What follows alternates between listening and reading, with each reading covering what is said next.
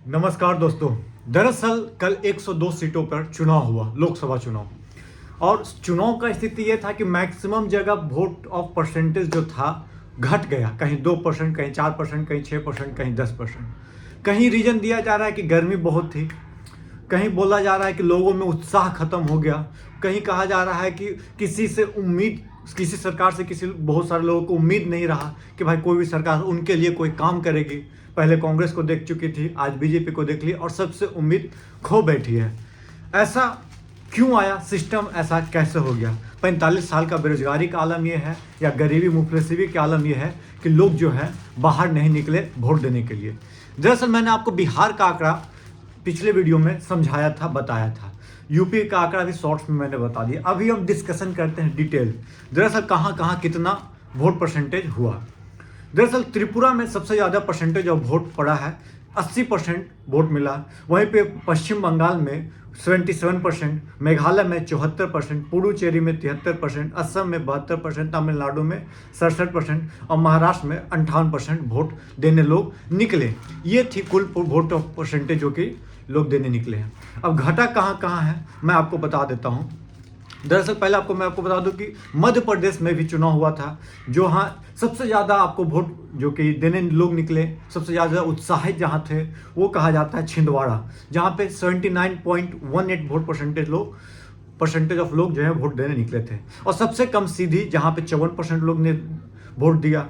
शहडोल में 63%, जबलपुर में 60%, मांडला में 72%, बालाघाट में 72.6%। ये आपको परसेंटेज बता रहे हैं इसलिए ताकि आप समझ सके कि कौन को कहाँ कहाँ कितना वोट मिला है। तो मैं आपको और भी इसके बाद डिटेल डिस्कस करेंगे कि क्यों कम हुआ, क्यों बेसी हुआ। जो उसके बाद हम लोग बात करते हैं, दरअसल राजस्थान आ जाइए। राजस्थान में भी बहुत अच्छे खासे सीटों पर चुनाव हुआ। तो चुनाव की बात किया जाए कि गंगानगर में 65% वोट मिला, बीकानेर में 53%, चूरू में 62%, 62.98 मतलब 63% आप बोल सकते हो, झुंझुनू में 62.29%, सीकर में 57%, जयपुर ग्रामीण में 56%, जयपुर जो मेन टाउन जो लोकसभा है 62.87%, अलवर में 59.79%, भरतपुर में 52.69%, करौली धौलपुर में 49.29%, दौसा में 55%, नागौर में 50%, तो 57%। तो ये कुल मतदान है 57% राजस्थान में मिला। आपको बोला जाए क्या बोलते हैं 66% मध्य प्रदेश में हुआ। और यूपी की बात किया जाए तो मैं आपको बता दूं यूपी में 60% से अधिक वोट, जैसे 60% वोट मिला। पिछली बार 63% वोट 2019 में डाले गए थे लोग। तो सहारनपुर में जहां चुनाव हुआ था 63%, पिछली बार 70% हुआ था। कैराना में 58%, पिछली बार 67%, मुजफ्फरनगर में 54%, पिछली बार लोकसभा चुनाव में 68%, बिजनौर में 54.68%, पिछली बार 66.15%, और नगीना जो था 58%, वहाँ पे 63%। मुरादाबाद जो कि पित्तल का नगरी कहा जाता है, वहाँ पे 65% और मतदान हुआ इस बार इस बार 57% और पिछली बार 65%। रामपुर जिनका गढ़ आप जानते हैं किनका गढ़ है जो, और वहाँ पे 63% हुआ था पिछली बार, इस बार 52%।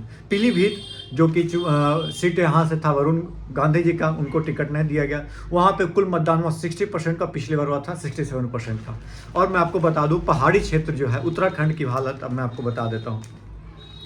दरअसल 2019 में चुनाव एक तरह से बोला जा हुआ था, वहाँ पे 61% ऑफ लोग जो है वोट देने के लिए निकले थे। इस सब तमाम जो सीट मैं आपको बताने जा रहा हूँ उस सीटों पे। और इस बार जो है महज 54% लोग ही वोट देने के लिए निकले हैं। दरअसल टिहरी गढ़वाल में 52% वोट देने के लिए लोग निकले, पिछली बार 55% निकले थे। 54.80% निकले वोट देने के लिए। और गढ़वाल जो है वहाँ पे निकले थे 50%, पिछली बार 70% लोग जो है मतदान करने के लिए निकले थे। वहीं पर हरिद्वार में 59.79%, 70% पिछली बार देने के लिए वोट निकले थे लोग।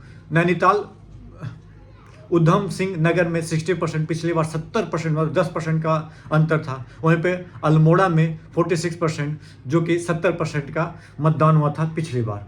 ये और सबसे ज़्यादा मैं आपको बता देता हूँ पश्चिम बंगाल में वोट पड़ा है। ऐसा नहीं कि पश्चिम बंगाल में भी अच्छा खासा वोट मिला है, तो मैं आपको बता देगा पश्चिम बंगाल में लोग ने अच्छे खासे क्या बोलते हैं बढ़ चढ़ के हिस्सा लिया है पश्चिम बंगाल की बात की जाए तो ये बहुत सारी जगह जो है वोट परसेंटेज कम हुआ है।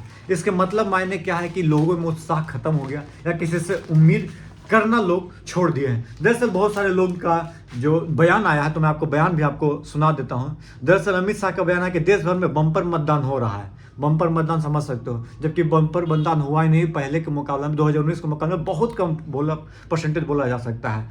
मतदान के बाद मतदाता मोदी मोदी के नारे लगा रहे हैं, पता नहीं गर्मी बढ़ने के मतदान का ग्राफ भी बढ़ेगा। ये देखिए, गर्मी बढ़ने के रीजन पहले दिया जा रहा था कि ग्राफ कम हुआ है, इस तरह बोला जा रहा है कि ग्राफ बढ़ेगा।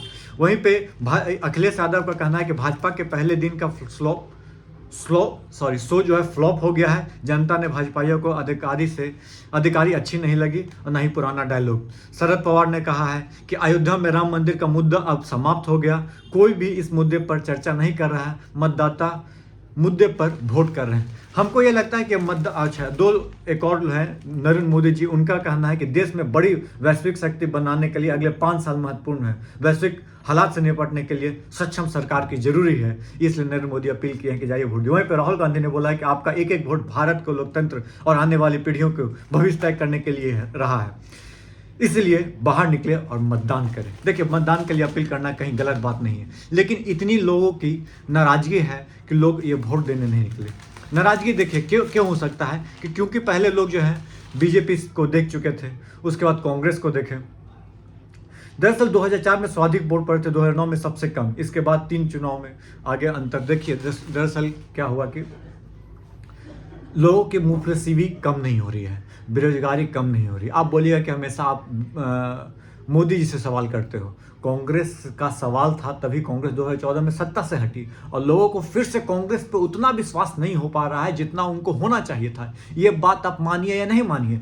ठीक उसी तरह जो है बीजेपी पे लोग जितना विश्वास की थी 2014 में और 2019 में जो है आपको राष्ट्रप्रेम या राष्ट्रभक्त साबित करने का जो मुद्दा था, जिससे वोट परसेंटेज जो मैंने आपको बताया तमाम जगह का एकदम उछाल मारा था, उस लेवल का इस बार वो मुद्दा नहीं है। तो एक्साइटमेंट लेवल उस लेवल पे नहीं कि हमको राष्ट्रभक्त साबित करना है, जो पिछली बार लोग मांग रहे थे वोट कि राष्ट्रभक्ति के लिए वोट दीजिए, इस टाइप का तमाम कोशिशें जो कर रहे थे। इस बार क्या है, 5 किलो अनाज और इधर 30 लाख नौकरी। लेकिन लोग 30 लाख नौकरी पे विश्वास भी नहीं कर पा रहे, सोच ही नहीं पा रहे कि भाई इनको वोट हम देंगे, वो 30 लाख नौकरी हमको दे पाएंगे कि नहीं। ये बात आप मानिए नहीं मानिए, ये बात लोगों के पास है। हाँ, कुछ लोग हो सकता है कि मोदी जी से उब गए यहाँ बटन दबा दें, लेकिन इतना विश्वास नहीं हुआ कि आंधी तूफान की तरह कांग्रेस की तरफ शिफ्टिंग हो जाए या आंधी तूफान की तरफ बीजेपी की तरफ शिफ्टिंग हो जाए। लोग डायलेमा में हैं, आप बात समझने की कोशिश कीजिए। लोगों को लग रहा है कि भाई हम कांग्रेस को देंगे, पीएम बनेंगे कि नहीं, क्या होगा, ये काम जो वादा किए हैं उस पर क्या बोलते हैं, एक कन्फ्यूजन है, पूरा होगा कि नहीं, ये सही क्या बोलते हैं, कन्फ्यूजन बोल सकते हैं, डायलेमा में लोग हैं। वही तरह बीजेपी के तरफ की बात किया जाए तो बीजेपी ने जो वादे किए हैं उस पर लोगों को लग रहा है कि अरे यार हमारा तो सब कुछ खत्म हो गया। 5 किलो अनाज में, 5 किलो बेरोजगारी में, 10 से 20 लाख आपने कर दिया, क्या बोलते हैं, मुद्रा योजना में। तो हमको लगता है कि खाली वोट मोदी जी के पास एक ही चीज़ पे जा रहा है, उनके बिहेवियर पे, आप बोल सकते हो उनके आवाज़ पे, उनके शकल पे, जिसको बोल सकते हो उनके क्या बोलते हैं, कहा जाता है कि नहीं बोला जाता है कि भाई कांग्रेस को लाएंगे तो ऐसा हो जाएगा। थोड़ा बीजेपी में मोदी जी का जो फेस है ना, एक तरह से बोला जा सकता है, मानिए या नहीं मानिए, आपको बात कड़वी लगेगी, इनका थोड़ा सा ब्रांड एक बड़ा लेवल पे है। आप हो सकता है इसको ढगमगाने में टाइम नहीं लगेगा, लेकिन अभी तो बना हुआ है, आगे रिजल्ट क्या आएगा उसको देखना होगा।